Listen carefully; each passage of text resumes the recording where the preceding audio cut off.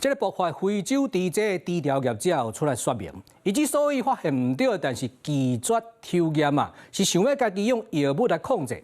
等甲下药啊无效了，这猪啊一只一只带起来，伊发觉代志大条啊，才来通知动保处。但是外界嘛咧批评动保处，是安那业者讲唔免检验，你就免检验的，敢会遮好讲话咧？即马地检署介入要调查整个过程有出啥物问题？ 你拒绝这个人员说不要什么你讲的这个检验，好，现在好像有一点，我再看看。伊是台中5车这间饲猪仔场的业者，饲的猪敢若有感染非洲猪瘟，因为一开始无标准的非洲猪瘟镜头，才拒绝动保人员采检。刚才补啊，5、6只、7、8只，甚至12只，发现事情不对，咱就爱跟通报啊。我若袂讲暗含有诶无。 不过外界嘛质疑，猪笼当下拒检，动保人员敢就会使无采检直接离开。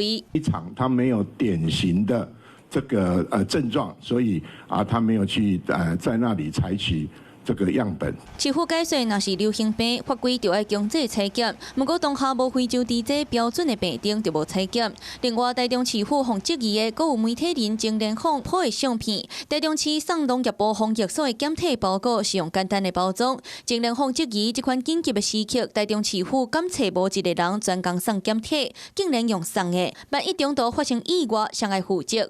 阁有受医师普文英国拄着敢若是非洲猪瘟保育猪下骨皮肤出血斑，就甲教授讨论决定通报，嘛亲身开车到淡水的交会所，阁派一只空的化制车来运送猪的尸体，手术房大清消，阁用火来消毒手术台，一直到检测的结果是非洲猪瘟阴性，才放心。认为台中市府的操作是完全无警觉性。快递或轻送，事实上是合乎相关的法规。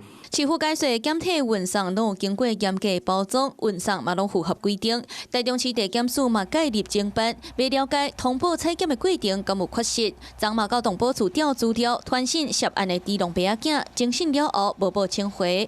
Hello， 我是林仙怡。想要抢先掌握最及时的新闻资讯吗？赶快订阅、按赞、开启小铃铛，锁定华视新闻 YouTube 频道。